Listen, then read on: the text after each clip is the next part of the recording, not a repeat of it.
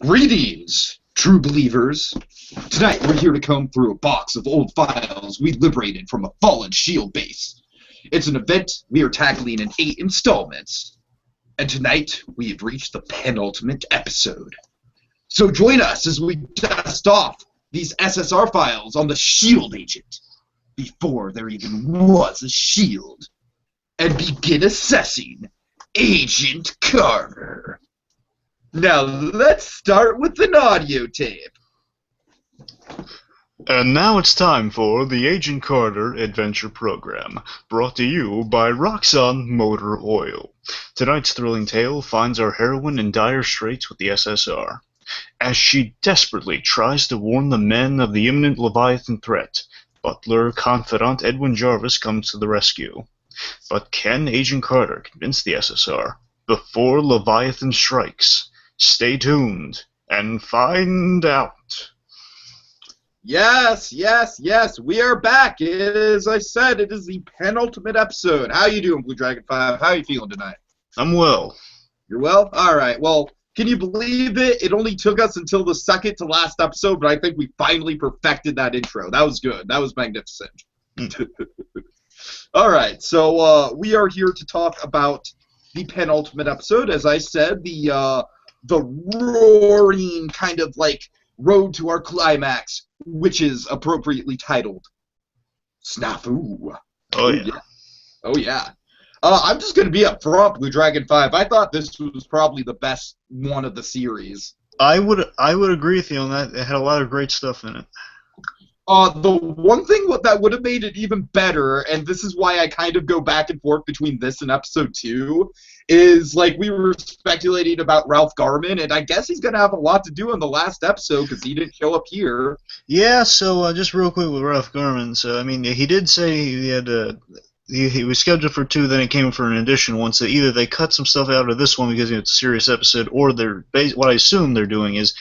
I would assume he's definitely going to have some stuff to do in the next one, or the last one. They're going to like probably close out with some happy, like, oh, now she likes the Captain America radio show or something like that. And I'm sure he's going to have something in there. Maybe they cut out some extra scenes. They're going to mold it all into one episode. I don't know. So maybe that's what he meant when he came. He came back in to do more stuff for him. So maybe it was just more additional stuff. Okay. I mean, maybe if anything else, we might see like, you know, like an extended episode or something. I mean, I can understand if they shot stuff for him this episode, why they would into it out, because this was a really heavy episode, and I don't think the radio stuff would have even fit. So you want to get right into it? You want to jump into the recap? Sure. And just to be fair, we assumed it was this one because he said 2 more. He said he had 2 episodes and he came in for an additional one, but again, it might have just been an additional recording session, so we don't. And sure. Maybe for all we know, it wasn't even in this one, so we shouldn't begrudge it for that. Right. Okay, well, so we start. I'm not begrudging him. If anything, I'd begrudge the people for putting him on the cutting room floor. But anyway. That's a crime at any stature. So, right. We're in 1943 Russia. Oh yeah. This is a really, really great cold opening. I'd say this is probably my favorite cold open of the entire series. Nice. By the way, just talking because this guy's going to factor in big time from this point, definitely towards last episode. I found a little something out about him recently that made me really happy. Okay. Well, I mean, in the show, it hasn't been officially stated, but the consensus is from everyone and every fan, there are definitely clues to support this, that he's, in fact, Dr. Faustus. Faustus. Yeah, a big Captain America bad guy. I'm sorry. The only Captain America doctor I know is Dr. Palvo. Right. I mean, I mentioned him last episode because I thought like speculate who he might be, and you know, right. Some people theorize. Okay, that's cool. I'm sorry. You know the comic book stuff. I don't really keep. I can't. Like, even though you talk to me about it, it's we do a lot of these things with BlueDragonFive. It runs together. And anyway, so the point, just real cliff notes here, is just that in essence, I don't even know a lot about Captain America and his bad guys, but I know Dr. Faustus because he played into Captain America's death in the comics. And oh yeah, that's right. Okay, I remember now. Okay, I'm sorry. So the belief is that this doctor right now, and of course they changed them up for creatively, which they've done with other characters, and it's worked out fine. I like this version of him. So usually I think he's Austrian, but again, I can't fairly like say I'm a huge fan of that guy or not because I barely know about him. Anyway, so like basically this is an alias he's using, and eventually he'll probably become Dr. Faustus or whatnot. And regardless, the point is, so Dr. Ivanko has a very good chance of being Dr. Faustus, whose whole shtick is hypnosis. And the big reason people think he's Dr. Faustus is because Dr. Faustus' MO, apparently, is he would hypnotize people into committing suicide after he was done with them. Oh, yeah. Oh, yeah. We're going to see that really come into fruition here. So, some people thought he might be Ringmaster, but I'm thinking Faustus. And by the way, Ringmaster would have been a little on the nose, I think. Yeah, Ringmaster was like a circus ringmaster wore a hypnosis hat. That's the. Okay. But did he use an actual ring? Well, I mean, no. They had like a little hypnosis thing built into his hat, so no, he's just a ringmaster. Was it like one of those like little stereotypical swirly things?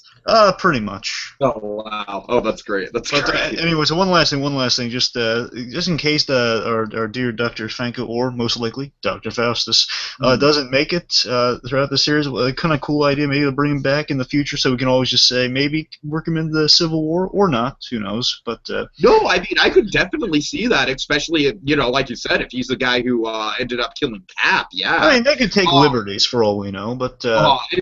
And might I just say, in general, I'm really impressed with the way that this show has dealt with both of its main antagonists in terms of the Doctor and Dottie, because I feel like we got like very slow build-up reveals of them, and I really enjoyed that. You know what I mean? I thought they were really tasteful about that. I just remember the first time I saw this guy and he did his little hypnosis, I was thinking, oh, it must be Dr. Faustus. That's so cool.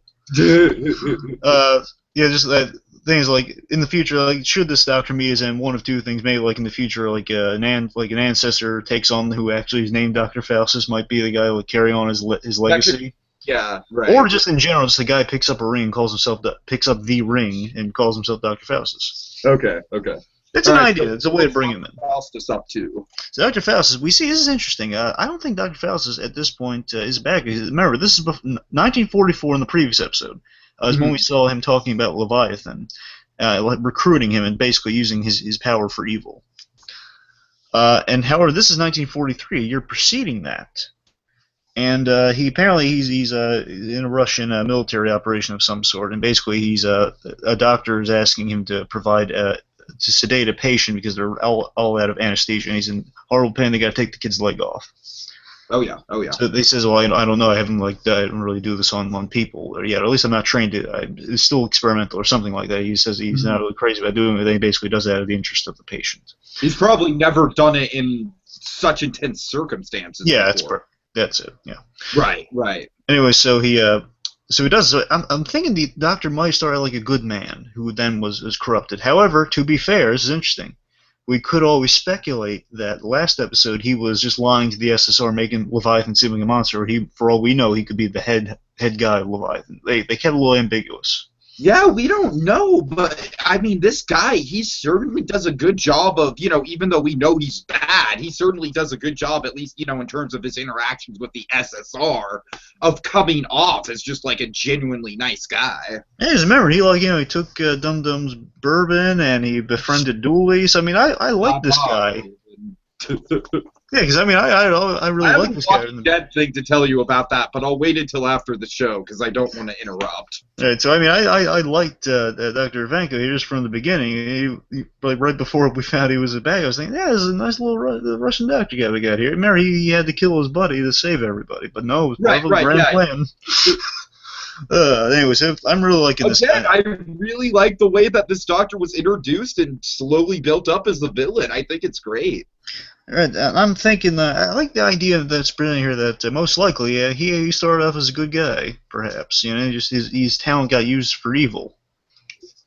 So that's compelling. So he essentially his process is that he gets so deep into people's heads that it almost becomes like a lucid dream or something like that, right? Essentially, yes. He will hypnotize you, which the sound design, it might just be the sound design, but because in actual hypnosis there's like a sound that goes off that kind of puts you in the hypnotic state. So I don't know if the ring's emitting that or it's just the trick of the like an artistic liberty. Right. Yeah. I hear you. Some people are speculating that. Some people are speculating the ring's actually technology. So I mean, well, we could see, but. Point is, like, he gets into people's thoughts, he makes them fixate on a moment, and as he gets in through that pathway, he can make you do what he wants after you're susceptible to that. He can make you live through a moment. As this young boy, this young soldier, he's in a lot of pain. He's thinking back to like the last moment right before he went off to war with his mother playing chess. And basically he's saying, you can play for as long as you want. And interestingly enough, the kid just remembers, it wasn't about staying in the game forever. It was about like little being with the mother. Right, yeah. And just the idea, here's an interesting idea with that, just that I think kind of comes throughout this rest of this episode, and just the overall in the series, is about making a moment last forever. Oh yeah, very much so. You got some symbolism there about just basically the desire to make things last forever, and Faustus using, I might call him either Dr. Fanko or Faustus because it's awesome.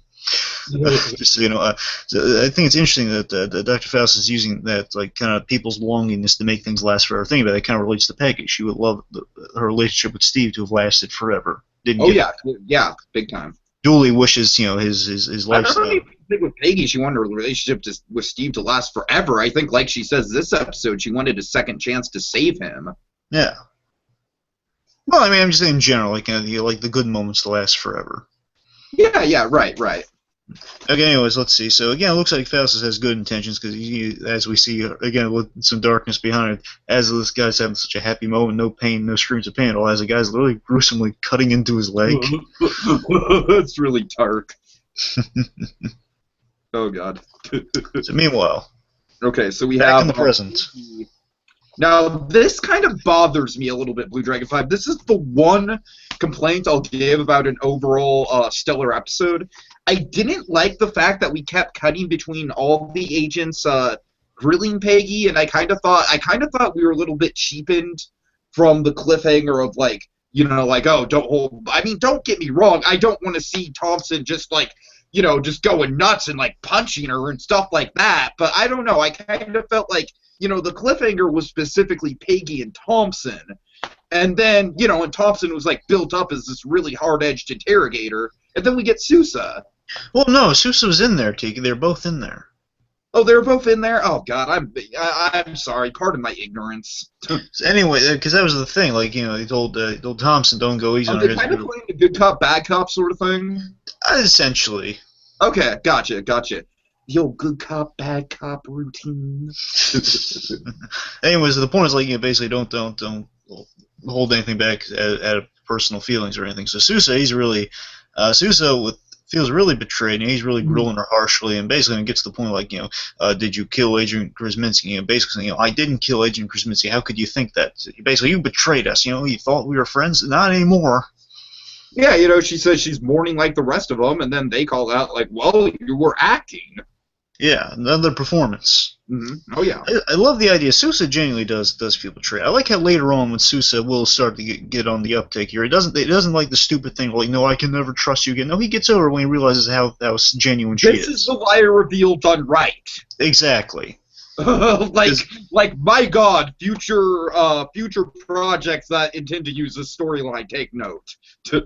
Yeah, exactly. This is how you do it right. When things get serious, is that everyone instantly recognizes, okay, that things are serious now, so we're going to get over any childish feelings. Exactly. Yeah, right. We're going to get the job done. Anyway, so Sousa is feeling genuinely betrayed. You know how much we love Sousa here. Not as much as we love Mike, but we love Sousa. And, maybe I'll make a small, very small We Heart Sousa sign. Like a crutch with a smiley face. Oh God. I might have to get into that for the final episode. So the point is, we like Sousa, and you really feel for him because it's looking, especially this last episode going over, there's a good chance he might be your husband, which I'm hoping for.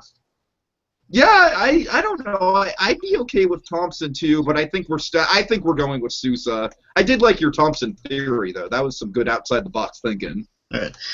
Anyways, let's see. All right. There's a great moment in this scene with Sousa and Peggy.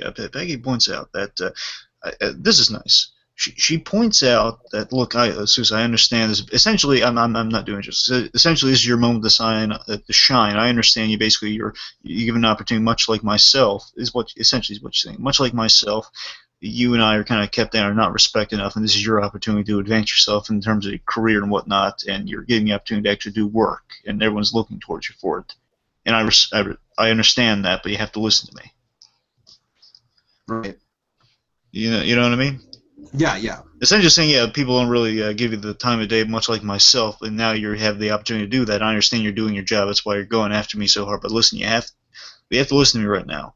The real killer is out there.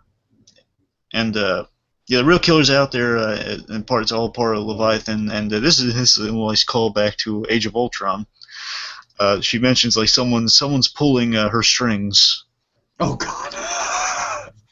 Strings, puppets on strings. Okay. Yeah. Really fun little, maybe a little bit of a reference. Someone's pulling her strings. And funny enough, as she says that, we see from the outside the person who actually is pulling the strings. Yeah.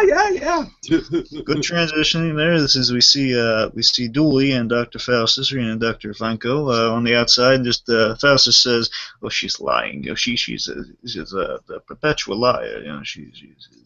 Basically, he's really amused by how much of a liar she is. You'll notice throughout this scene, before anyone interrupts, he is still turning his ring, so I think Dooley might be under susceptibility in that scene. Yeah, I think this whole episode, Dooley is, like, kind of a little bit under his influence, and might I just say, like, from what you've described of Dooley in the comics as being a monster, and didn't someone have to save him from raping She-Hulk or something like that? Not raping, but, he was being a pig.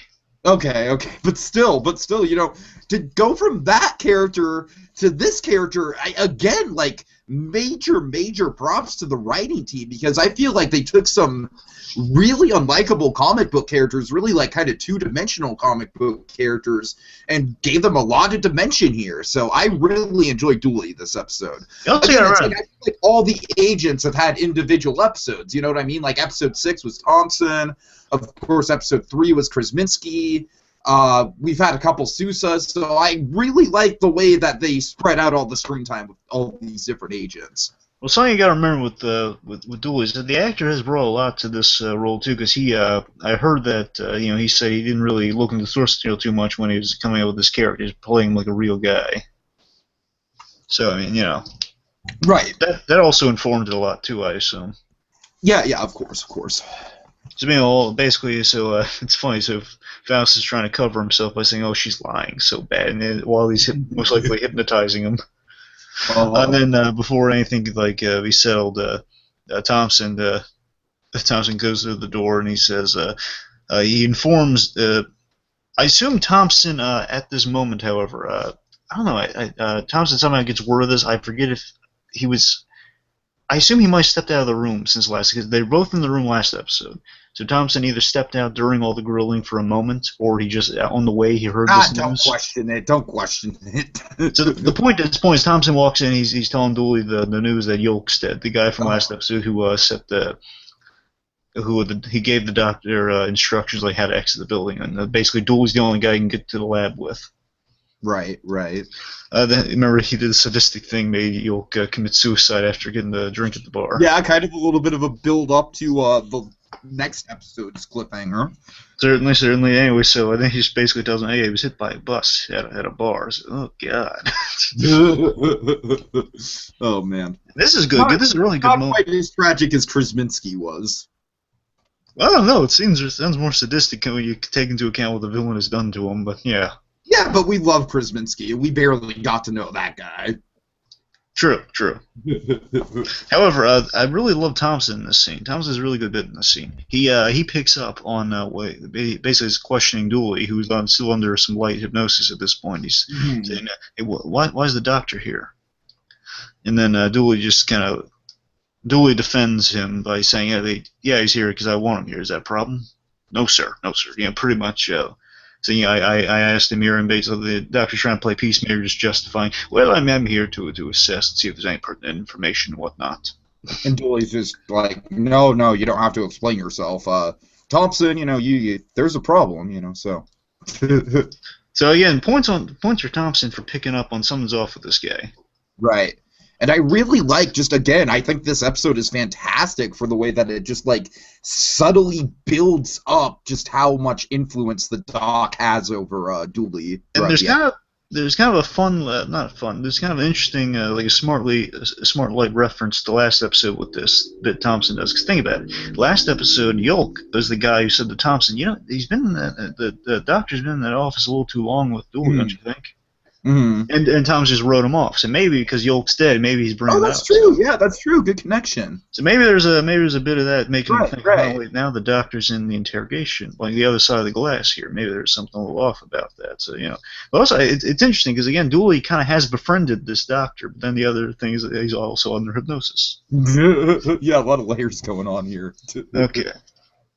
All right. So let's see. We have okay, this is kind of like it's not really a montage per se, but it's like Well, wait, before the montage. Main agents all grilling Peggy. Well, wait, hold on a second. Before that, there's two really cool bits. Okay. One, so basically the doctor excuses himself because he's realizing I should probably get here, and he tells Dooley, like again, maybe under hypnosis a little, he tells him, she won't say anything irrelevant to what's going on. Basically saying, I doubt she'll say anything relevant, again trying to cover himself. Oh yeah. But here's the important part. He sends Thompson and to do his thing, and Dooley has a really sadly ironic line. He says, we're gonna turn the heat up on her. Or like it's time to turn up the heat, essentially. Oh yeah. I did not catch that. This episode really holds up in the rewatch. Mm-hmm. So, okay, so then we got to kind of take us through the montage you did. Well, you take us through it because I was kind of a little bit confused by the structure of it. Right. So Thompson, Dooley, and are they all in there at the same time, or is it? That's what I was confused about. I'm just trying to remember. I didn't think it was edited all that well. I thought it was probably the weakest scene of the episode. Well, is Sousa also in the room there? See, yeah. I think they're all in there. They're all in there. Okay, you see, that's what the editing didn't. I'm sorry, maybe it's just me. Like, maybe I'm just dumb, but I don't know. That's probably the case. I mean, it does kind of cut back and forth, not quite sure. Yeah, right. That's why I was having a hard time keeping track of it. I mean, you might be onto something, because I forget what the wide shots look like, if they're all three of them in frame, or but the point is, they're all in the room, because they might be on the other side of the glass, but Okay. Because I know Dooley's in there throughout the whole thing, so... Right, yeah. Dooley and Thompson specifically just told Thompson to get in there. So I'm assuming they're all in there. Maybe Sousa stepped out now and again, but it's those two guys in there. Okay, well, I'm just dumb then. I'm sorry. Okay, the point is, let's see. So this little moment here, basically, yeah, Dooley just starts the thing off saying, you're good at this game, and they're all agreeing, yeah, you're good at this game, aren't you? Oh, yeah. Then they grill her about a bunch of stuff, and essentially, there's a great bit here where Thompson says, I don't want to hit you, Carter. And says, this is the part you want to hit me, isn't it? Agent Thompson said, come on, Peggy, I don't want to hit you. You know that. I mean, it doesn't make sense. You saved me. Something doesn't add up. Yeah. Right. And then, I don't know, I think you might be on something, because I can't remember in that shot. It looks like they're either spread out in the room or one of them's not there. I don't know. Yeah, it's a bit confusing. Like I said, I don't think the editing conveys it all that well. No, I mean, there is a logic behind the editing in terms of they want to have the pressure on, like it's like an arduous process has been going on. It's like they're in and out of the room. Yeah, I get that. I definitely get that that's what they were going for, but I just thought it made it a little bit confusing as to who was in the room when. I guess that I kind of buy it as like a stressful process, because I remember when Thompson said that someone was missing from the room, so... one person at least was missing from the room when he said that to Carter. Mm-hmm. He says, you saved me. Something doesn't add up here. Right. Yeah. Exactly. Which is smart. Again, Thompson's gotten smarter through the course of the thing. He's been a little, he's taking Carter seriously now. So he's pointing out, like, really good character development throughout the 7 episodes. I think it's fair to say that for all the main characters here. I think the series is fantastic in terms of that. Because it makes sense. Well, why did you save me in Russia if you're just going to betray us later on? Right, exactly, yeah. Also, Sousa gets really personal, because I think he's really just mad because he really liked this person. He says, you're still defending Stark, and then Thompson goes in a little deeper with the barb, saying, because you're involved with him, aren't you? I have not. Stark has not wrapped his finger or any other part of himself around me, or something. Yeah, you're right. Like that, some sort of sexual innuendo. Anyway, so then let's see. Then essentially, they all just get offered the plea bargain of like, listen, we just want Stark. We'll make a deal with you, okay? Hand us Stark, you can walk out of here. Everything can go okay. And Peggy keeps on just saying like the truth, and she says, he's not your man. And as Dooley is now there, Dooley was exploring other avenues, and he mentions that. So, well, for a while you were quote unquote helping us with the investigation, we were exploring some other avenues. Right. So basically, name any other avenue, and they pick the one she doesn't want to talk about. They bring out the Blitzkrieg button, or a little orb holding something very important, Steve's blood. Basically says, okay, fine, then let's talk about Finn Howe. Says, oh, sure, but you and I are on the same page. I know nothing. Right. Yeah. So essentially he says, well, here's one thing. No, I'm sorry. I'm thinking later scene. She just says in the scene, because you all let's bottom line here. You all treat me like I was an abandoned kitten left on your doorstep. Essentially, that's how she did get the job in the SSR, by the way. She was basically Captain America's girlfriend gets protected by the group that was working closely with him out of respect. That's how she got the job. Gotcha. Yeah, sure, that makes sense. Obviously, don't get me wrong. She had credentials, of course, but that was the reason. Like they all wrote her off because of that. But I really like how in that moment it's kind of like all the sexism of the show kind of just comes out, and like Peggy's really done a good job of keeping it in, but I really like how she just kind of lets it all out here. Yeah, you've all treated me like a damsel in distress behind a desk. You tell me to get coffee and whatnot. And pretty much, and this is important. I love this. Again, good. Haley Atwell, she knocks out the ballpark. This whole series, but this episode in particular, she goes through a lot of subtle emotions in this one. She basically says, you've been doing some shoddy police work. I mean, you arrested me, and you were so close to the actual killer of Chris Manson. Yeah, they were right there. Yes, you should be looking for Dottie Underwood. Oh yeah. And meanwhile, oh god, this is a great way to get to the this is a great way to end the cold open this one. Oh yeah. So Dottie, first comes love, then comes marriage, then comes Dottie buying a baby carriage. Oh god. Dottie, she's been getting better every episode. She's she's a mix of a Black Widow with a Winter Soldier for Peggy Carter. It's awesome. God, yeah, right. That's a perfect way to describe it. So Dottie, I mean, she keeps getting better. It's just it's so creepy because she has that. It's like Dorothy from the Wizard of Oz, just evil and trained by Russians. She's walking in. She's brainwashed by Snow White. Yes. She's got like a little. I think the only thing it added to her really awesome costume. By the way, I really love her costume. It does fit the Black Widow mold so well because it's black and a little bit of white and black in there, but also red underneath for the Red Room. Get it? Right. Red Room and the fact Russian. Right. So basically, Dottie's buying a baby carriage, and he's saying, you don't. Who are you buying it for? No, it's for me. Saying, you don't even look like you're expecting it. Well, thinking ahead. She's like just straight up about it, kind of. It's like kind of like telling the truth, but lying at the same time. Like, oh yeah, it's for me. I'm going to use it for my own personal use. I tell you, Dottie could give Dexter Morgan lessons. She's so flawless with the act. And this bit was so creepy. And I loved it. I just caught this instantly. She was like, "Oh, well, what color would you like? Would you like a blanket? Of course, I want a blanket. Which color, blue or pink? Let's go with pink because she's intending on killing Peggy Carter." Oh God! Oh, I love it. And she says, like, you don't even look like you're showing. Well, expecting it. I'm expecting sooner than you think. Again, I just love the look of Dottie right now. I just love her actually action attire. It's like Peggy in her brown jacket. It looks good. Oh yeah. Meanwhile, my notes are really vague. All I have is Thompson warm of Dooley's orders. I don't even know what that means. Tell me what that means.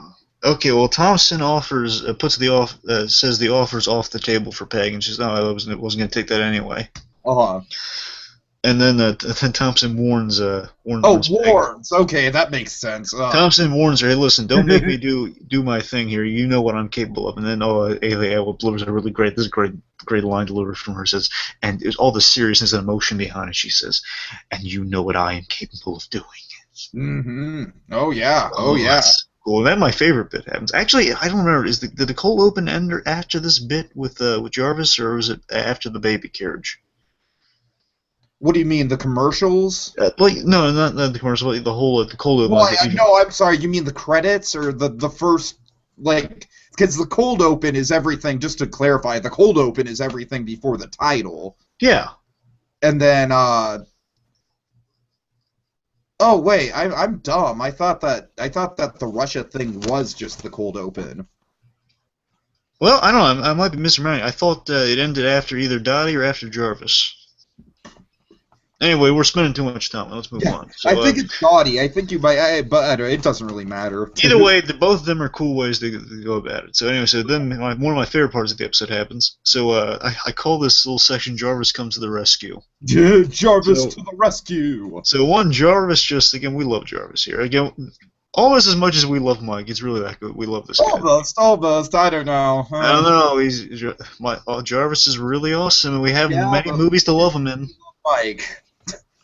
Anyway, so Jarvis walks right to the front, the whole telephone operator front of the SSR. And I love this. This bit is so good. So we've seen these women being used like in the Krasinski episode, just the gag they were crying maybe. Oh yeah, they were all crying over Krasinski. We didn't know if they were crying because they were genuinely sad, or if some of them had relationships with him, or what. So these women are all, when they're used really well. I just love this. He walks in, and they're all looking. Wait, we don't. This guy shouldn't be in here. It's like they're all kind of clamoring to the side, but silently, just giving them looks like, oh boy. Because there's a really clever reference to the first event. It's like someone suspicious walked into the. Oh shoot! What was the front operation in Breaking Bad that the super lab was underneath? The laundry. Yeah, the laundry. Yeah, it'd be like if someone just suspiciously walked into the laundry, everyone would be like, "Oh." Right. Anyway, so the point is, so Jarvis is walking in there, and he walks in there all clamoring, looking at him, and then he reaches the last one, the one that Peggy chats with occasionally. The one actually opens the door, I guess. Right. He's talking to her and says, "Oh, can I help you with something?" So nervous and so unexpectedly. He says, "Oh, yes, I'd like to speak to Chief Dooley." He says, "Oh, I'm sorry. Wait. I'm here to see. You're the SSR, right? Well, she's trying to downplay it. Say, no, we don't. Then when she realizes, yes, I've been here before. I'm here to speak to Chief Dooley." And you'll notice there's a really clever reference to the first Captain America movie here. What do you mean? She reaches underneath a table for a gun. Yeah. And that's a reference to First Avenger when they had the old lady guarding the place where the SSR did the experiment to Captain America. Oh, right. Yeah, you're right. Which, by the way, I don't know if you know this or not, but just in that First Avenger, like the old woman with the gun, that's a reference to the first Captain America comic. Oh, God. Believe it or not, Peggy Carter.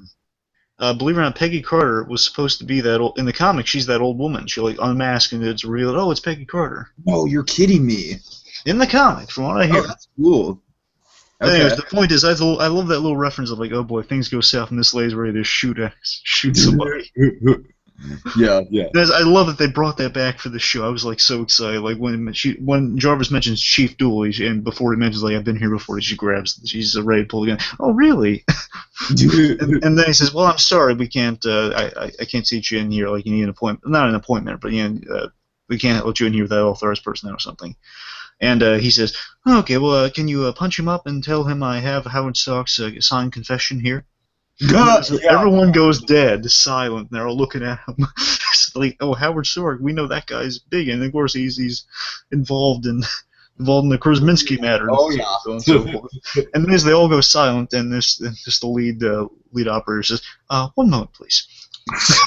Then Jarvis gives the best little look. He just says that moment he's so pleased with himself. Jarvis owns that scene. He's awesome. Oh yeah. Good old Jarvis just walks in. He has all the answers, like he will years later from now. So yeah, he walks into the SSR and he tells Dooley that Stark wants to come clean. Dooley, he's a little bit skeptical about this. He wants to see a signature in person because I guess Stark is apparently somewhere in England right now. Well, yeah, somewhere. Mm-hmm. Yeah. Did So they not basically, yeah, we mentioned England? I seem to remember them mentioning England. I don't remember the location. Just basically, he's flying over. He's flying when he touches down. Basically, say no, we don't make a deal. I don't just like have like a wire like once you get confirmation he lands. I want him here. Like he lands, he drives right here to our building right here, and you don't leave until that happens. And like no one walks until that happens. So, And again, by Jarvis, the way, I find you despicable. there's a really cruel line. He says no, he doesn't say despicable. He says much crueler. He says after he made Jarvis, they strike a deal. Basically, Stark comes here and let you go. He says, and by the way, I find you repulsive. Repulsive. Oh yeah, that's it. I'm sorry. That's really mean, by the way. What did Jarvis do? For God's sakes! And that's not hypnosis, Dooley. This is regular Dooley. No, Come on. Oh, Come on, Dooley. He's been nice to you. What are you doing? What do you mean repulsive? Jarvis is the opposite. Oh, you're mean, Dooley. Anyway, so then there's a really again he gets meaner in this scene. This second one might be a little bit it's not due to hypnosis, but still, this is really mean. He basically is after Carter gets the handcuffs taken off her, and basically is saying, well, I'm not sure you understand the parameters of our arrangement. Oh yeah, you guys can walk, and she can walk anytime she wants, except she has to wait till once Howard Stark gets here, she can walk, but she's fired. So he's like, you're out of here, Carter. The minute Stark walks in here, you're out of this building. I never want to see you in here again. You're fired. Oh yeah. Oh, I felt so bad for Peggy Carter.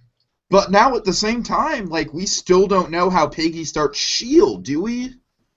Or is the SR going to turn into S.H.I.E.L.D.? Well, I'm going to assume the firing doesn't count because he died. Well, I know, but I was just like, at the time, I was like, okay, so she gets fired, and then is she going to start S.H.I.E.L.D. with some other agency? Is she going to kind of branch off from the SSR to start S.H.I.E.L.D.? That was just what was in my mind at the time. The big thing I'm curious about is how far they're, again, we'll see this whole next episode, like how far they're willing to take it, because again... Gallivant again, where it's like the jester just comes on screen, and now that's our story, and see if there's a season 2. No, I don't think they're gonna cliffhanger. They're definitely give like a finite. I really hope so, because I'm still a little bitter about Gallivant. I'm just wondering, like, how I'm wondering if they can actually bridge off to her forming S.H.I.E.L.D. in this first half. Yeah, because I thought that was what the whole series was going to be about. And don't get me wrong, I really liked the series we got, but it's interesting how little S.H.I.E.L.D. there's been. It's just a question of like how in canon is the film that gave us this series, the short film? Because in the short film, it's like in that little short we see the formation of S.H.I.E.L.D. happen. True, yeah. So I'm wondering how much it's good, because she had a different boss in that, so it makes sense now that there's an opening. So maybe I don't know. We'll see in the end. Let's speculate on that some other time. So okay. So the point is that she's fired. Poor Peggy. So meanwhile, once Stark, plus, I mean, even like, despite the fact that there's no one really to carry it out, the point is he says, once Stark arrives, then you're fired. So technically, she's not even fired at all because Stark's not coming. Yeah. So you feel bad for Peg, and then Jarvis says, I'm sorry, I panicked. I didn't hear from you, so I went to these measures. And then let me guess, this little confession of yours portrays me as like a ditzy blonde, not like one of Howard's ditzy. Basically, like one of doe-eyed girls under Howard Stark's charms. Unfortunately, yes. Right. And also, like, there's a really smart little throwaway line of like also the reasoning for why he would be selling weapons is because he came with a lie about bankruptcy, like fear of bankruptcy, so he sold weapons. Yeah, Jarvis, he's really gotten under control. He's really coming up with the lies on the spot, manipulating. Like, he's really learned from the best here. Which, by the way, just to clarify, there's no in the confession. They mentioned this. Like, he cops to the vault and the selling of the weapons, but not Krasinski's murder. Just to be clear. Okay. So he says it's not his fault. No. Okay, so basically, he says, I just hope you can find in your heart to forgive me. And I love that Peggy's smart enough to say, look, I'm not mad. You were back into a corner. You did what you did, panic. I mean, I'm just impressed that Howard's going to do this. I mean, it's a burden for him. And then he reveals, well, wait, you mean Howard didn't write this? No. Did you write this? Well, I panicked, and I wrote it down Howard Stark, and I bought us some time. I figured we were coming close to catching the culprit. So Jarvis was so excited, saying, "Oh, we're close. I thought a few hours might buy us some time." But how are we going to do that when we're in prison? When they find out there's no Howard Stark, we're most likely going to prison. Have you ever been hanged? Have you been hanged, Mr. Jarvis? It's not very pleasant. I don't recall ever. I love how she just asks if he's been hanged in the past, as if that's something you can survive from. Exactly. I just love that Jarvis actually answers it, saying, well, right. I don't recall. Well, it's very unpleasant. Also, I just want to make a quick note about the fact that Peggy's quote-unquote emptying out her desk this episode, but she only has 2 notebooks, and if I'm not mistaken, those are borrowed notebooks, so she literally has no personal belongings at the SSR, which I thought was a good bit of symbolism. Well, I didn't really. It's a good catch. I don't know if she put anything else in there, but it has 2 notebooks. Well, like I said, what I got out of that was that, like, you know, the SSR is her job, but it's not necessarily her home. It's not necessarily who she is, and she doesn't really, you know, she's not really treated like herself in the SSR. So that's kind of she doesn't. Yeah, she doesn't have best toys. I might be reaching. It's just a little, you know, it's, you know me. I like my symbolism. Well, yeah, I mean, to a point, like, she doesn't have like little desk trinkets or anything. Just literally buy the book stuff. Right. Anyway, so meanwhile, let's see. So Dooley is calling his wife and saying, "I'll be home. I've been distant. I'm sorry about that. I want to change. I'll be home for dinner." Oh yeah. I'll see if I can get out of here for like an hour so we can have dinner. It'll be good. And then the doctor's sitting at the window, man, and not sitting, just standing at the window. Is he still doing the thing? Yes. Oh, well, man. At the moment, he's not doing the intimidating as this episode goes on. Well, at the moment, he's not doing the hypnosis. He's going to do that in a second, but he's doing the signaling at the window. Yeah, that's what I was wondering. Yeah. And so he sounded like he used to love the doctor here. He's being supportive of the support pal to Dooley, saying, "Well, that sounded fruitful." And there's a really the actor playing Dr. Faust is just Dr. Vanko here. He's really compelling. He really if you didn't know he's a bad guy, you think he's a really nice guy. Right, yeah. And I think Dooley's Bond, you know, before the hypnosis, I think he really was kind of like genuinely forming sort of like a bromance with this guy a little bit. Yeah, and and in the thing he says, I owe you, and then the doctor says, no, you don't owe me. It's getting kind of a double-sided line, you know, you don't owe me. Oh yeah, I'm just happy to help. Right. And meanwhile, so Jarvis and Peg, they're in the room. Meanwhile, and also Peg. This is funny. Jarvis has a really funny line. He says, he suggests, okay, how about, is there anyone here we can get the drop on if they come by? He says, get the drop on, and basically an escape. He says, what? Get the drop on. Who are you, James Cagney? Who are you all of a sudden, James Cagney? You've been here for like 15 minutes, and you think you're James Cagney? And so, are there any friends left to help us? Says, no friends left, unfortunately. You see a shot of Seuss, and you feel sad. Yeah. And then this is important. While they're kind of illuminating on like potential routes of escape or depression, Peg sees from window. She sees the Dr. Vanko sending a message, a Morse code message, which smartly, I'm impressed by this. You know, she is in the midst of deciphering, but even more impressive, Jarvis knows. I love that. How Jarvis just walks up and he just instantly knows what's up. Yeah, like Peggy has to write it out, so like she's doing like a hangman sort of puzzle, you know. And meanwhile, Jarvis he just knows it, and then she's just really surprised. Says, "Your surprise wounds me, Miss Carter." Good old Jarvis. So essentially, the message is prepare to evacuate in 19 minutes, and that signals to them Leviathan's coming. Dun dun dun. Yeah. Oh yeah. So meanwhile, what's Peg's? I'm sorry? No, go ahead. Peg's response to this is, you know, she walks out, because again, she's only just being held there as a formality now, because they're waiting for Howard Stark. She basically lays it all out there for him, saying, I want to confess. Mm-hmm. Well, we already got a confession. Yours is a phony. I'm telling you the truth. Now, Howard Stark's not coming. Come on, I'll tell you the truth. Mm-hmm. And basically, smartly didn't show us the whole story, but pretty much she explains her in good detail. She lays out the whole story, the whole truth. Says, you know, Krasinski's thing was an accident. It's very regrettable. I called Seuss and Krasinski over, and like Seuss would get the collar. Didn't intend for that to happen, but Why are you telling us this? I'm telling you this so you can look at. You're going to do something that's going to seem uncharacteristic. Dr. Vanko, the truth behind him, he's sending Morse code to somebody, and and they're instantly they're skeptical. And basically, believe me, you have 19 minutes, 9 minutes before Leviathan makes their move. And then this is good. And Dooley asks, like, well, why should one trouble in your little story here? How I don't believe that you single-handedly. Why don't you just come to us with this information? Why go through all that instead of just coming to us with this information? Kitty. Yeah, I'm sorry. He says, Peg has the best line of the episode. He just says, I pulled it off because no one listens to me. Basically, like, no one. Yeah, she feels invisible. No one listens to me. No one looks unless I'm bringing like the breakfast or the coffee or something that's prevalent to you guys. And then.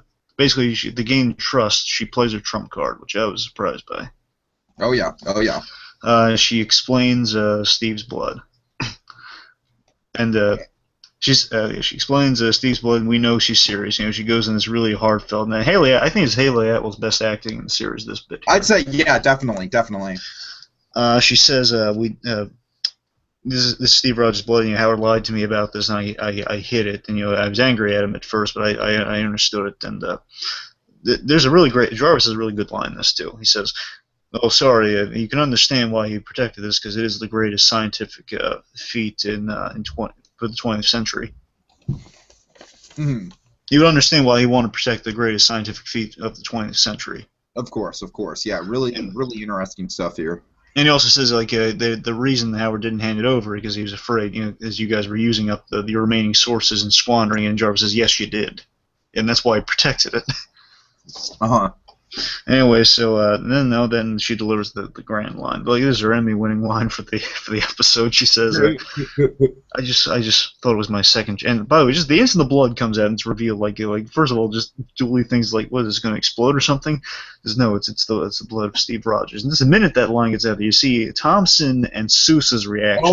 Oh yeah, they immediately are like, okay, we might be on to something here. Again, they're smart enough to realize, oh boy, this thing's just got serious. And she's mentioning Steve Rogers' Captain America. That's a really touchy subject, especially Sousa. He knows how connected she is to Cap. Because then, presumably, if he is her husband, because he was rescued from a camp that Captain America saved him from, if he is the husband.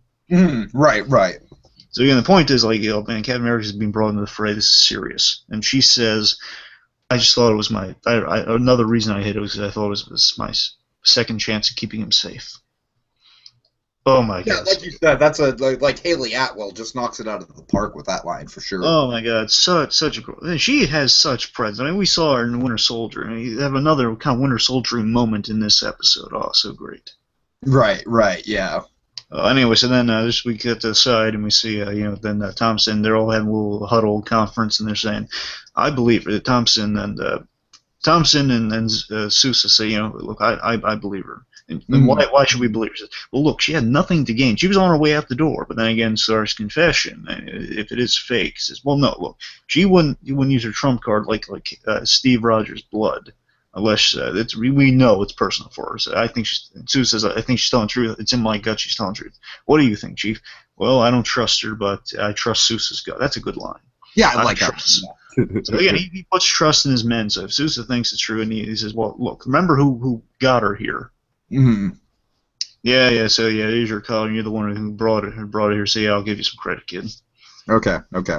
So now babysit the doc. Yeah, now we get a really suspenseful scene with the doc. This might be one of my favorite scenes in the episode. So right away, the doc is he's doing Morse code at the window. And Dooley walks in, and he's just like, you mind closing that window? It's getting a little chilly in here. And I'm just like, oh, God, it's on. Oh, man, battle of wills here. And so then the doc, let's see, what does the doc do? He's, Remember, it's such a tense thing. Like, I close the window. Why? It's getting a little chilly in here. Close the window. Yeah, they really dwell on it. They really dwell on, like, if the doc's going to catch on to Dooley being onto him. Yeah, this is such a clever sequence. That he knows. This is really cleverly shot, because you'll notice, like, he closes the window and he sees, like, the men walking down below, and they're heading to the adjoining dentist building, and they're He's realizing, okay, the jig's up. I'm going to try to manipulate it now. Let's talk about your family. I don't want to talk about that right now. Oh, but you must. Oh god! Remember right now the doc is just going for full-on mind control here. I want you to imagine a perfect evening at home, like basically the perfect evening hypnosis. So again, see it in from the beginning. What exactly he's doing from the beginning? He's trying to put him into a specific memory to get him like falling in love with that memory, to get him lost in it. Right. That essentially, I guess, that's like full-blown hypnosis if you're going into a specific memory. It's not just even suggestion. It's like full-on, like I'm in your mind now. Oh god, yeah, it's really. He sees him in his mind. I really like this for a villain. It's almost Freddy Krueger-like in a way. Oh yeah, I get a sense that he might die because why keep Maraf Gaps not around? But I mean, I assume they're gonna use this guy, like at least the lineage of this guy at some point in the future. How can you not? This guy's cool. Yeah, he really is, man. He really is a surprise, really good villain for the show. I can tell you, just the idea of Dr. Faust. I've always just loved the idea of Dr. Faust as like a hypnotist that works with Nazis essentially. And, again, so I mean, Austria in the comics, but here as a Russian reinterpretation, it's still pretty cool. Yeah, Marvel, they're reinventing, so they're at least doing it with. Of course. Yeah, nothing new with Marvel there. Sure. Okay, let's see. Because again, as you said earlier, Dooley, a lot of these characters are just reinventions or new creations. Right, yeah. And let's see. Together. So basically, this story, I love this little touch. It's such a I love the personal touches in Dooley's story here. He says, because that's what the Doctor does. The Doctor links onto his personal experiences. He uses it as cannon fodder. To strengthen his attack on the mind. He says, well, we used to cook together. And then the really cool thing is we see him like at a dinner. Like he's even in a sweater. It's so creepy. It's kind of like a Mr. Rogers sweater. Yeah. it's like a Thanksgiving Mr. Rogers thing, right? And then here's the nice visual callback, because you'll notice that Dr. Vanko, he would bleed into the memory as if he were there, saying, and then you have like a moment of reality bleeding in there. So in the first one we saw the Doctor's really there, and he's with his family, but he's specifically talking to the Doctor. Exactly, but here's the thing. So there will be a moment where the reality will bleed in for a moment. Then the Doctor says, "Oh, don't pay any attention to that. Focus on the event." Now I know this isn't actually a dream, but I just found this stuff. I still found it kind of fascinating in terms of being just an exploration of the mind. I really get into this kind of stuff. Yeah, so you see, it's really clever that basically as he's doing that, you see now the window's open. He's by the window. Dooley's recognizing, well, why is there a window in my house? And he says, don't pay attention to that. Focus on the good. Focus on the memory. Oh yeah. Anyway, so while that's happening, so we know it. And this is important. So we know at this moment, while he's putting him under hypnosis, he's signaling to Dottie to get out of there. Like people are coming. Right, yeah. So you're heating up. So he's warning Dottie, and also what's happening in the memory is that he's saying basically that's nice, having a nice family dinner. And, essentially saying savor it because we still have important things to do. Savor this dinner can go on as long as you want, but remember we have things to do. I guess it works like Inception time, so as long as you're taking the mind, it still isn't like 5 minutes in real life. Yeah, it's absolutely like Inception. I'm glad you said that. So let's see. So meanwhile, now speaking of from one building to the other, so now we're in the dentistry building across from the SSR, and I love this. Thompson and Susan, they actually make a good team when they're together. But they're not arguing over homeless guys' stories or not. They really work well together. I really love this little dialogue between two because I realize that now the stakes are high. We're on the same page here. We know we both have little things with Carter here, but we're realizing now she's telling the truth. Do you believe her? Yes, me too. And this bit I love because we saw Thompson in the Rush episode, and remember he was there when the Howling Commanders and everyone got stabbed and attacked and everything. Of course. He says, "Hey, listen, Susan, when you see this girl, this woman." Shoot to kill. So me, I'll do that. Says, look, I don't doubt you, but I've seen these girls when they're young. I can't even imagine what a full-grown one will do. Yeah. That was one of my favorite moments for me too. I got a minor nitpick with that, with what happens later on, but still, I just love Thompson just telling me, hey, listen, shoot to kill, okay?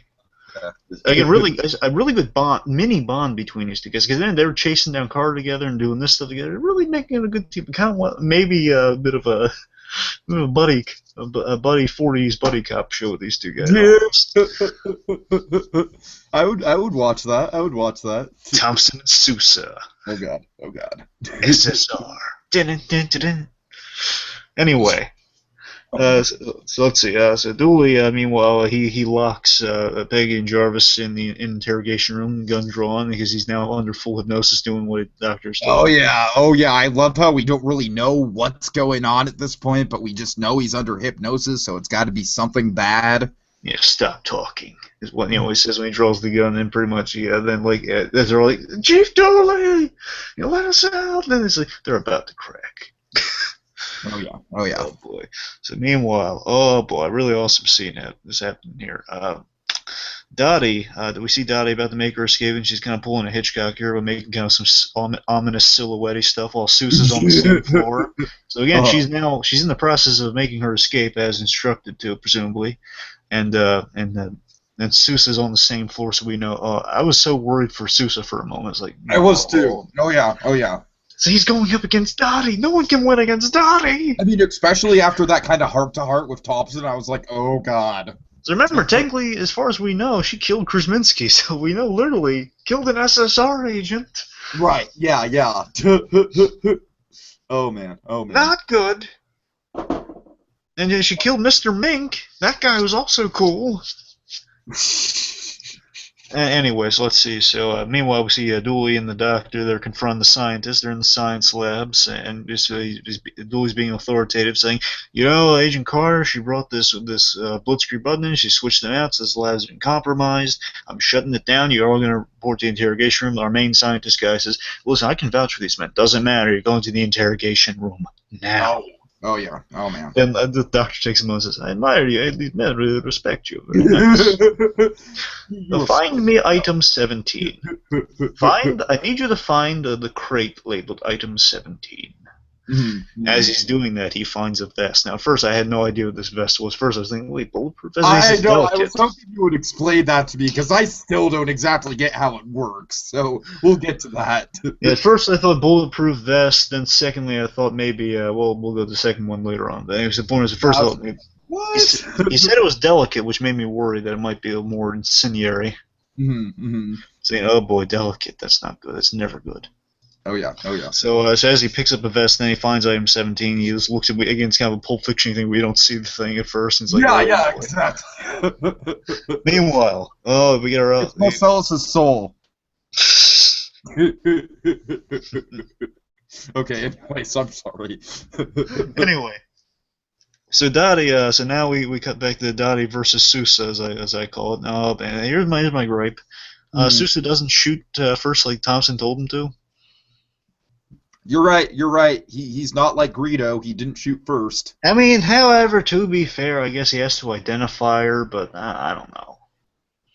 I mean, I think at this point they have a pretty clear idea of who she is. I don't know. I guess it's two things. There.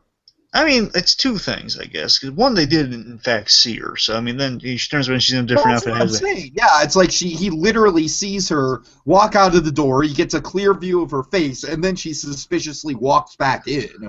The only excuse I can fathom for it's two things. One, I guess Sousa on some level still wants to bring him in alive to get answers out of her, so he's trying not to shoot her despite what Thompson warned about. Or maybe secondly, because they don't want to kill women. Yeah, I think maybe that's kind of like more a good theory. That still bugs me. Like, Thompson explicitly told you, that awesome scene where Thompson explicitly tells you, listen, you want to shoot this woman because she's a trained Black Widow type killer. You do not want to mess with her. Just shoot her. Do not arrest her. Shoot her. It's like Men in Black. Do not arrest. Shoot. Mm-hmm. Anyway, so we get a cool fight out of it, though. So I mean, Sousa, I'm surprised how well Sousa did his fight. I was terrified for him. I was worried he was going to die. Yeah, he really uses his crutch to good effect. Yeah, and again, he's putting up a fight against Dottie. Again, Dottie's just kind of our end. She's our end all be all of bad guys for this. You know, like, you don't want to mess with Dottie. She's the Winter Soldier of this, in essence. You know. Mm. So it gets into a kind of a cool fight using that crutch. You know, it's looking really desperate for him. He's like nudging the water bucket at her, and she's just kind of looking at it like silly. Yeah. Then, thankfully, he reaches for the gun. Now he wants to shoot her. Right. Then she does this really awesome thing where she leaps down, like, all the flights of stairs, like, not even going to the different floors, like, leaping on, like, the railing. Oh, I really love that. I think that must be like a stunt, too. That was a really good stunt. Oh, yeah, Marvel, if we learned nothing from Winter Soldier, they know how to do stunts, Marvel. Mm-hmm. And again, she felt so much like Winter Soldier and Black Widow in this, just when hopping from place to place. She's such a Red Room agent. And then she leaps down the last guy. I'll give this one some artistic points because I would again nag that, hey, why didn't you shoot first?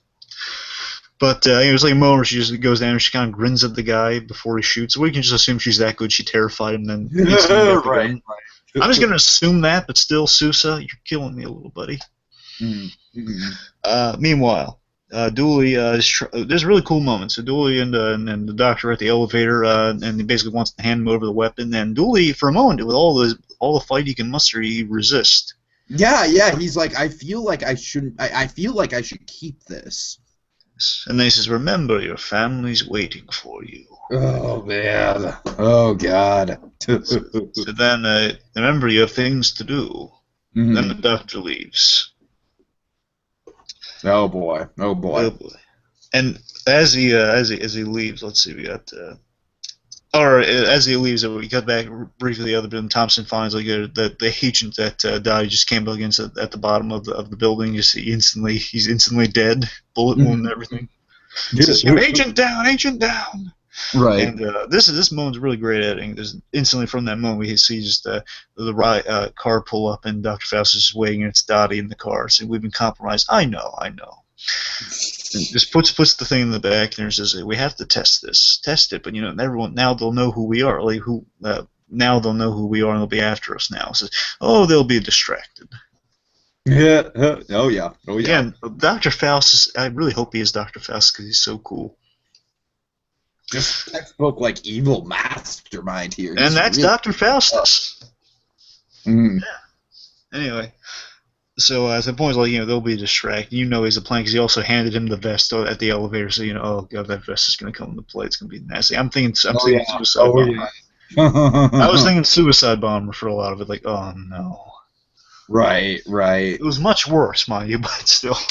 So really funny scene to kind of lift. This is great. Yeah, it's like the textbook like comic relief scene of the episode. It's like an Abbott and Costello scene almost. I really love this. So Peggy and Jarvis, they're in the interrogation room, chained to handcuffed to the desk. Both of them, and they're basically Jarvis is screaming, "Help! Help!" It's quite useless. I'm sorry, I'm not the one universally despised here. I mean, you might be. No. He says you might be universally despised, but none of them really know me, so I might have a chance. It's like Bully finds him repulsive, but I don't think any of the other agents really share that sentiment. Exactly. I just love this Jarvis's optimism. Like, hey, maybe people. Then they realize. Mr. Jarvis, what would you think if we used this table as a battering ram to get out of here through that glasses? Okay, sounds a good idea. Okay, so they're doing it on 3. 1, 2, and before they hit 3 a few times, basically Jarvis infusing some logic in there. He's stopping. He's like, no, wait. Are there other men on the side of that glass? Maybe. Okay, 1, 2, wait. So if we hit it through the glass, the shard. Well, if we threw the table to the glass while there are other men in that side of the room, well, it would rain glass. 1, 2, wait, what if those men have guns? Well, then there'd be a rain of bullets on our side. Oh, God. Right, so then 1, 2, crash this. It was a really clever idea, by the way. Mm-hmm. Yeah, never think of that. Two-side mirror. I've never seen that before. Never seen that before, ever. I mean, I want that feeling. First Prince of Bel-Air, like Brad Garrett, trying to choke Will Smith through the glass. That's about it. And then I guess in The Dark Knight, he kind of it doesn't completely smash, of course, but he does kind of smash Joker's head against the glass. But yeah. No, but I really just love the staging of this. I mean, we don't do it justice. You just have to watch. It's like just watching the scene is like, you're right. It's like watching a little kind of 2-minute Abbott and Costello routine. What's the guy's name on first base? Exactly. Who was on first? What's on second? I don't know who's on third. Why are you asking me that? Right. Anyway. Okay, so we have... Instantly after they do that, there was one basically. I'm sorry. Do you want to say the punchline or no? Oh no, go ahead. Go ahead. So basically, after they finally crash to the class, they realize. I just realized that we're still chained to a table. Right. Really funny. It's Peggy Carter's real. I just love how she delivers. Yes, I just realized we're still chained to a table. And then Thompson walks in. What the heck's happening here? Where's Chief Dooley? Oh God, yeah. Oh, and this then is creepy. From there, I really love the way this stuff with Dooley and his family is like. Oh my God, it messes with your mind so much. I loved it. The first time I watched it, I thought it was actually happening. I thought for sure it was happening the first time I watched it too. I totally agree. So he walks into his house and the son's just sitting there. I think the son's watching TV or something. Well, no, there's no TV yet, Tiki. Oh yeah, I'm sorry. He's painting. He's painting a birdhouse or something. Oh, okay, yeah. I'm sorry. That was like about 30 years into the future with that. Okay, but well, more like 10, but yeah. Yeah, more like 10, right? Anyways, the wife, she's surprised that he's home early, and Dooley, he says he screwed up. He says, he thinks that he let a guy go that he shouldn't have. He's realizing his mistakes. And the thing is, he could be stressed out. He could be freaking out. He could be blaming himself. He just doesn't care. He just wants to come home. I love that delivery of that line from the actor, just saying, I just want to come home. Tell me I have a place to come home. It's so genuine that it's, oh my God, I love the way the scene messes with your head. It's great. Yeah, again, I've always liked Dooley in this show. I've always liked. Again, he's much better apparently than he was in the comic. Again, not that I read him extensively in the comic or anything. Again, because I just found out he did something really bad in the comics. Mm-hmm. But the point is, just this guy won me over instantly because he respects Carter, but he can't really acknowledge it, and he just writes her off. And if he writes her off, it's more so out of respect of her being a woman. So again, he's married as kids, so he knows. He's not in like the whole equal rights for women yet, exactly. Yeah. He does respect women to a degree in terms of, well, I know you're gay because I'm married. I know my wife that takes care of all the important stuff. I'm not really around for. So I understand. Women definitely serve a role, and right now your role at the workplace is this. And if I took on any more responsibility, I'd be the guy who got a woman hurt or injured. I don't want that. Mm-hmm. Right. So again, Dooley knows things, and he knows the way the world works, and he has to abide by because that's society. So again, Dooley's a smart guy. He just lives in the world, and he plays by the rules. Mm-hmm. But then we get the reveal, and my God, I was shocked. By the way, the floor. One second, can I explain the reveal? Is a really clever bit with the reveal. Yeah. Go ahead. So after he has a wonderful, I love the way he delivers it. I just want to come home. He says it's so tired and so genuine. I just want to come home. And then she embraces, holds him, or something really sweet. And the son is building the birdhouse and uses a hammer. And he's knocking on the top of it. Right. Boom. And then it just, this transition breaks your heart. And then when I realized that, I was going, oh no. Oh God. Basically, you hear the knocking, and then you hear knocking, and then Peggy Carter saying, "Chief Dooley!" Yeah. Everyone kind of huddled around the door. And then what's worse is that Dooley has on the vest. The vest. Yes. He is on the vest, and he's waking up, and he's apparently he's not locked in the room, but he's gonna wish he was. Yeah. Oh yeah. Jarvis recognizes the prototype. That's the thing that makes this scene so painful is that Jarvis knows, and he's cautioning everyone. Okay, listen, Miss Carter, please walk this way. Agent Thompson, don't touch him. Don't touch him. Right.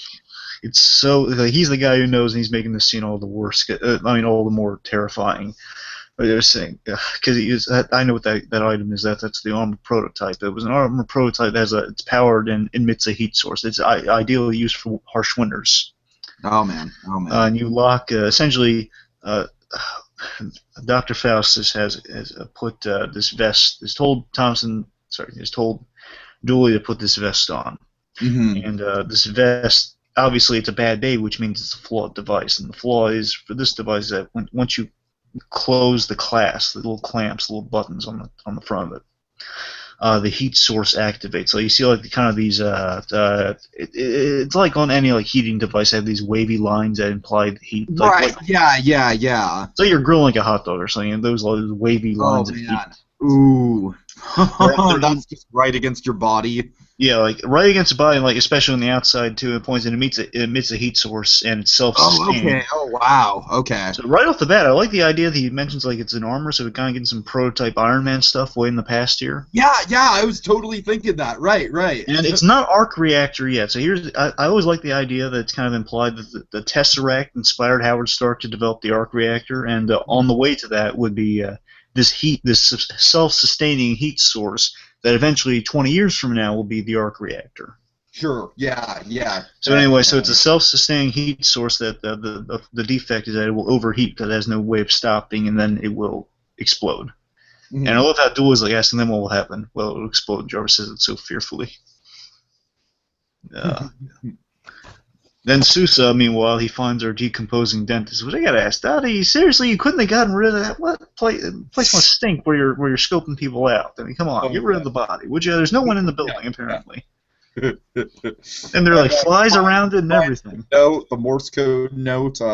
Need more time to get item. New directive. Kill Peggy Carter. Yeah. So he finds the evidence, finds the notes that Peg is indeed telling the truth, and someone was, and that girl was here scoping the place out. And the point is, Thompson, basically Sousa's there so we can get an awesome shot later on. Right. Meanwhile, oh boy, this scene's so tragic. Things are getting really warm for Dooley because again the thing's essentially burning through the vest slowly. Yeah, warm, quite literally. It's getting really warm, and they called in the scientists, Jarvis. They're all talking like I'll bet just in the middle of the office. Mm-hmm. So like made this is nice. Dooley in his moments here, he's saying, I don't know what he did. He made me steal something, some item from the weapons lab. And then he warns people, don't let the doc talk to you. Yeah, don't let him get in your head. Yeah. So basically then Jarvis was, so the class activate the system, and it has like a thing that prevents tampering, so it will speed up speed up the reaction if you tamper with it or unlock it, and basically it can't, and Peg, I just love this, so desperate. Again, Haley Atwell really nails it with this line. She says, well, let's put him in again, it sounds like a smart idea initially. Let's put him like a tub of ice and try to cool him down so he can slip him out of the thing. But, then he says, well, it's made to sustain harsh winters, Miss Carter. And then just, darn you, Howard. It's so sad. Just mention, like, she's so upset, like, he's too brilliant. He's going to kill this man because he's too brilliant. Yeah. It's so sad. Basically, and then Dooley's starting to feel immense pain because it's starting to shear his skin. He says, basically, Jarvis says, oh, no, it's in the final stages right now. We have no time left. We're running out of time. Mm-hmm. And that we don't know what to do. And it's like the scientist says, I don't know what to do. We have no way to get him out of this thing. And then, because the thing's going to explode after it superheats, which it's doing now. Dooley says, I know what to do. And says, Thompson, give me a hand here. Give me a hand. Gives him a hand, and he takes his gun. Oh, my God, if you're going out, this is the way to go out. Yeah, pretty much. Thompson, he says to Thompson, he says to everyone and Thompson, he says, tell my wife I'm sorry I missed dinner. Oh my God! And then Carter, this line. He's just showing respect to Carter towards the end here. He says, this is great. Yeah. He says directly to Agent Carter. He says, catch him. Catch the guy. Promise me, Carter. Promise me, Carter, you'll catch him. I promise. We'll catch him. Yeah. And then he runs. He's shooting the gun. He's shooting through some doors and stuff as he's running through the other side of the office. And he jumps out the window heroically. And then... Oh, man. Then, Sousa sees it from across the way, and we see from the exterior shot is like midair, like raining death, really sad. Yeah. And it's really, like, I was like, no! The show really knows how to kill off its characters. And that's an awesome way to go, too, to shoot him. Yeah. Like, at first I just thought he was going to shoot himself, and, like, I guess biochemistry was somehow linked into it, but no, he just shot himself. I thought he was going to shoot himself, but no, he just shot through the doors. He was running through doors he shot open. That's really cool. Okay, one little nitpick about it, though. Just tiny little nitpick. The man is dead, Tiki. Let the nitpick die. Go on.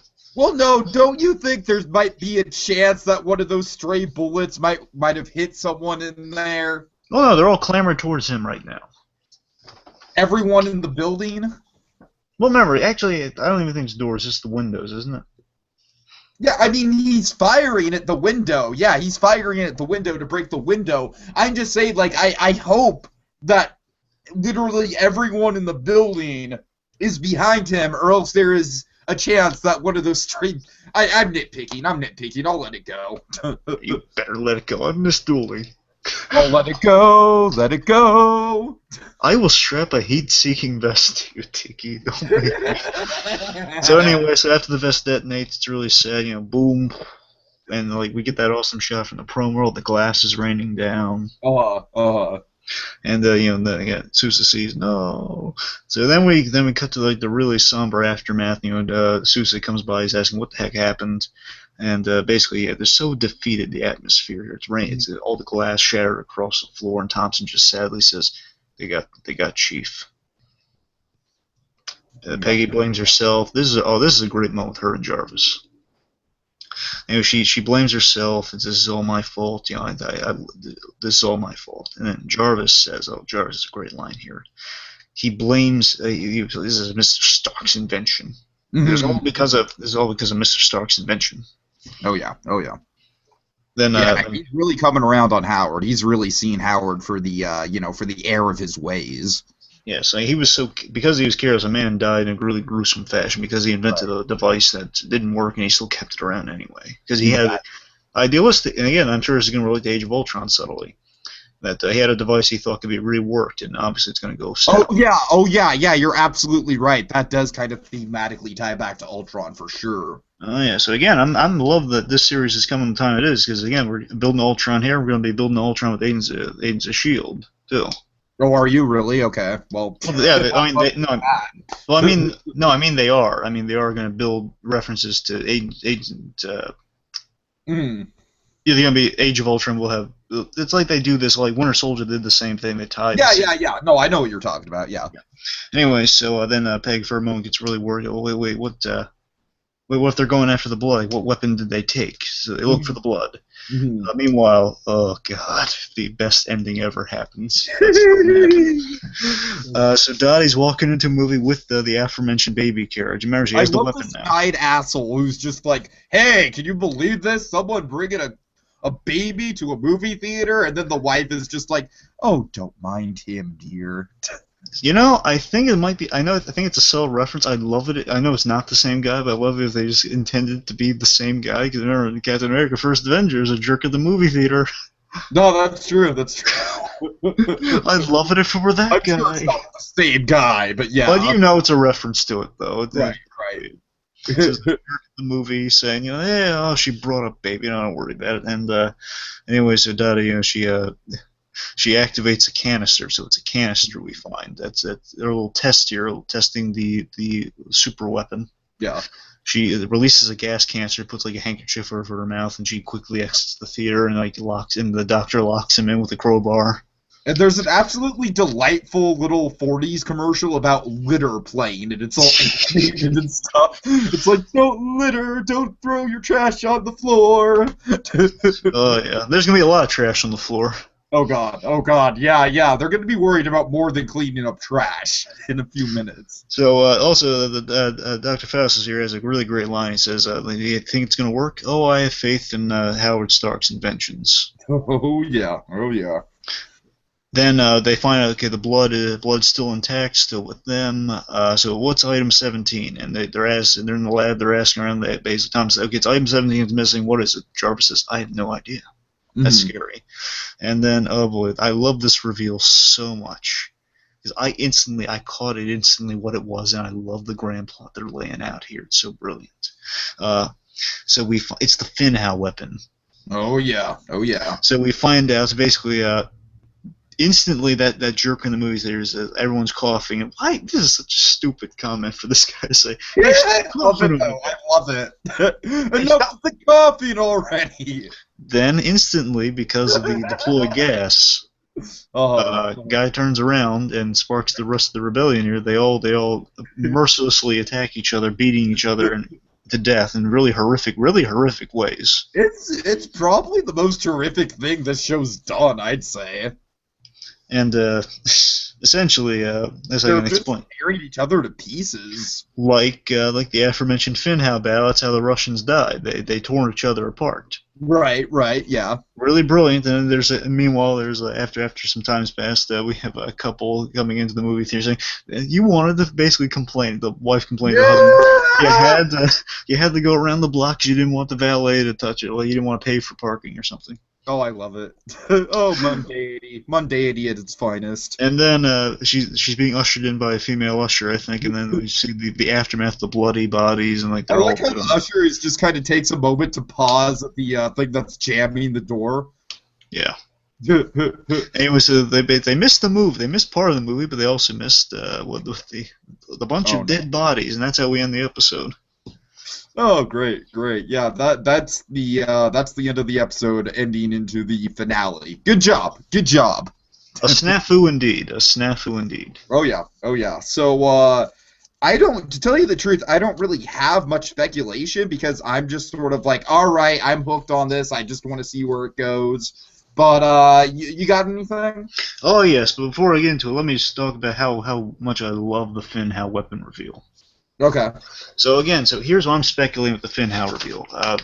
So the weapon, item 17, obviously used in the Battle of Finhow because of people tearing each other to pieces. Well, a bloody mess, just exactly like described in Finhow. No armies were there, so essentially this gas was deployed on them, and they tore each other to pieces. And that's why whoever found them like that, they suspected like some weapon did this to them. So I'm thinking, so again, this weapon, basically, you're exposed to this gas. I suspect, and I love my gadgets, so I like analyzing this stuff. Basically, this gas induces rage, but basically, the minute any adrenaline of any sort, no matter how minute, is activated, basically makes you really susceptible to any rage. Oh, so God. your adrenaline will be pumping so much. You'll be instant, like you'll want to attack, silence even the most minute thing. Like basically, that one jerk says, stop coughing there. The guy gets minorly ticked off. He goes to rip his throat out. So basically, the point is it makes you really irritable and susceptible in your rage. Basically, it pumps your adrenaline up, makes you go into war mode. Basically, the ultimate soldier. And what I think the reason behind this is that this weapon. I'm thinking in terms of like the question would be, why would Howard Stark invent this? Now I have a few theories for that. If it is a bad baby, implying that it originally had a use like a back massager, basically one of the devices of the back massager was actually a bone crusher by accident. Right. So I think I would suspect the initial positive use for this would be the chemical mix would be intended to pacify an enemy. Okay. So it would be like the opposite of rage. It would just be like everyone would be either knocked out or like really passive and calm. Like the point is they'd just be standing there at attention. You just like knock them over. So basically, you wouldn't have to kill anyone. So good intentions, perhaps. Gotcha. Right? That's one way of going about it. Also, another way of going about it would be, remember, Howard Stark had an argument with a general around the Battle of Finhow. True.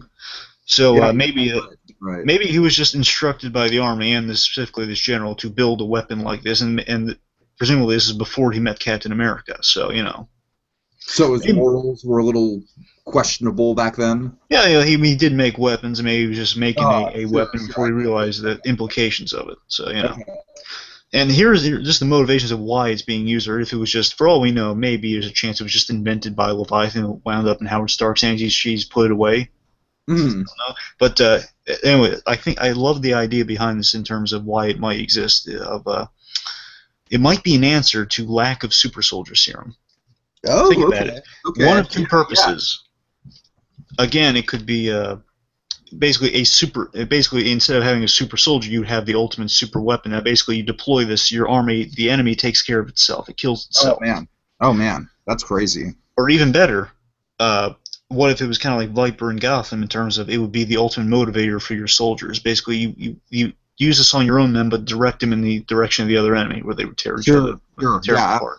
Absolutely. But I'm thinking more so it's a super weapon round, so we don't have a super soldier serum because of that. It is the idea that maybe from Cap's demise, and again, maybe ties in the blood a little bit. Because of that lack of super soldier serum, they had to improvise in a really horrific way. This is like the Bizarro dangerous version of a super soldier serum, like the ultimate. Yeah, right. It's almost kind of like Abomination versus the Hulk. Yeah, it's like the ultimate weapon of war would be like the obvious weapon of war would be the super soldier, but this is like the really ominous. Like this is like the not a nuclear bomb, but the kind of the other deterrent you would have. Sure. You drop this chemical on an enemy, and they will tear each other apart. It's like kind of Batman Begins, like the whole the dehydration device, the microwave emitter. Oh. It would evaporate enemy's water supply. Sort of deal. You know, basically the ultimate super weapon. I just love that idea. Anyways, on to the promo stuff real quick. Not a lot to go off of for the promo stuff. Okay. So Howard Stark's back, which is awesome. That's good. Glad to see him one more time before it ends. It's revealed that Leviathan's hitting Times Square with this information device. That's big. And again, we get that awesome shot at the end of the first Captain America at Times Square, so maybe a bit of a callback to that. It'd be interesting to see how they recreate Times Square for that time period. I always like to see that sort of stuff. Certainly.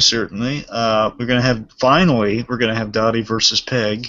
We've been building that up for a few episodes now. We're finally.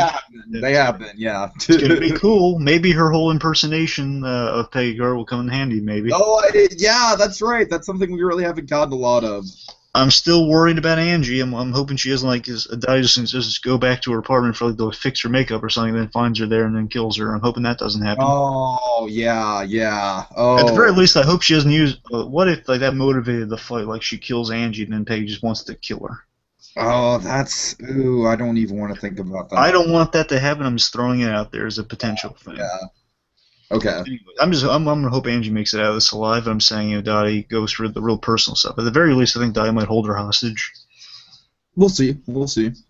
Anyways, let's see. So we have a plane flying over, which I assume Howard Stark's in that plane, which could be cool. Right. Again, Howard Hughes connection.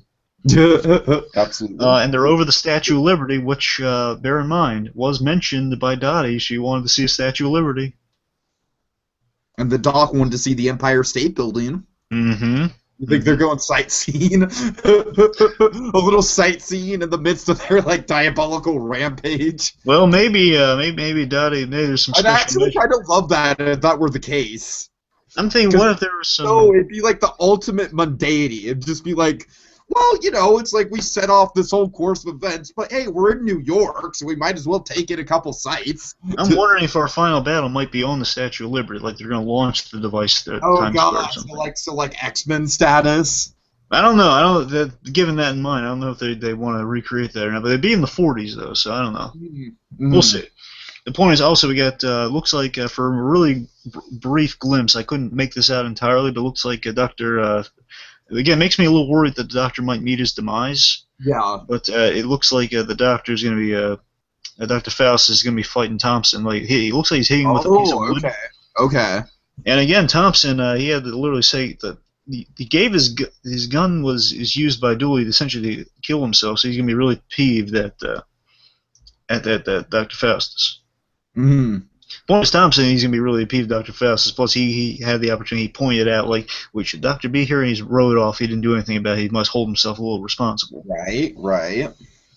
Also, it looks like Sousa, I'm worried about this. Sousa, for a moment, it looks like he's under the influence of the gas, and the head car's fighting with him. Oh, okay. It looks like they're both at the movie theater. And Pegcar's trying to pull Sousa off his lines. So either he's trying to kill Thompson, or he's trying not to kill him. Okay.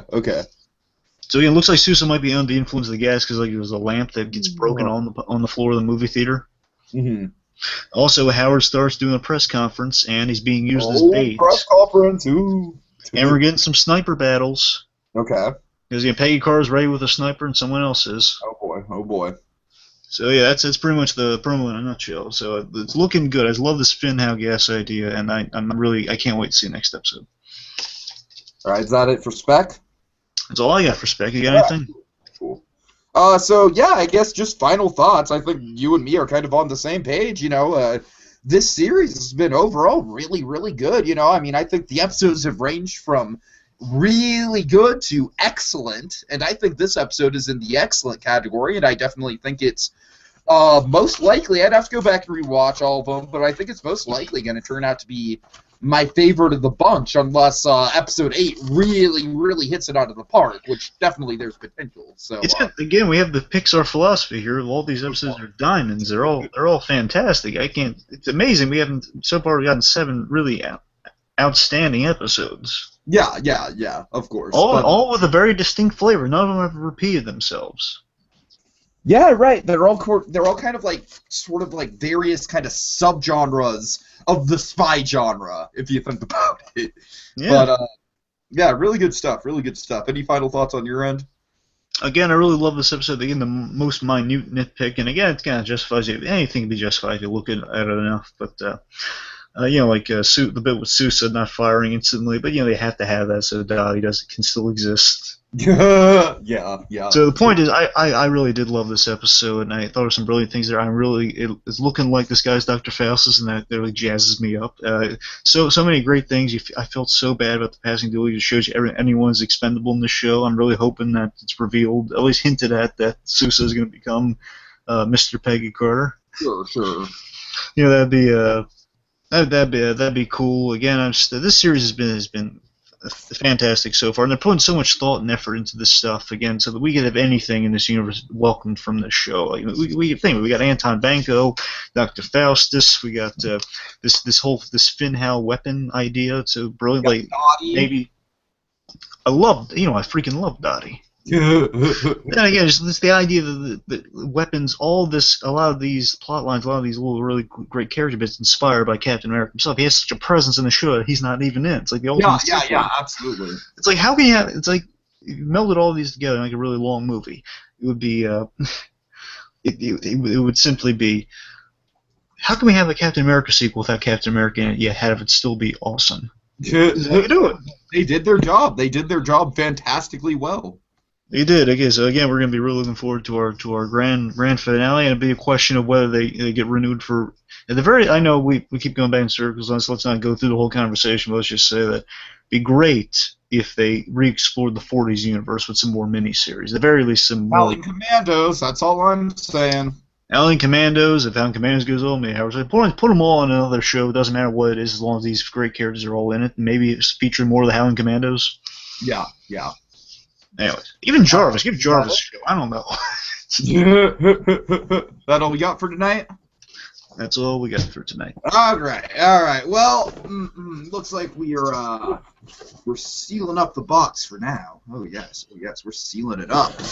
At least until next time, when we continue assessing Agent Carter. Tune in next time, fellow patriots and spies alike, as we conclude the adventure of Agent Carter in our grand finale. I find you repulsive.